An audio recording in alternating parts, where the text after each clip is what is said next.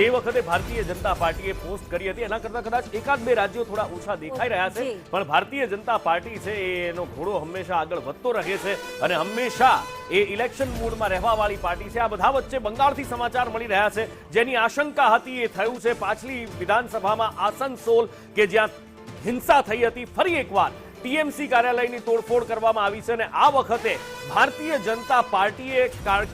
જનતા પાર્ટીના કાર્યકર્તાઓએ તોડફોડ કરી હોવાના આરોપ લાગ્યા છે।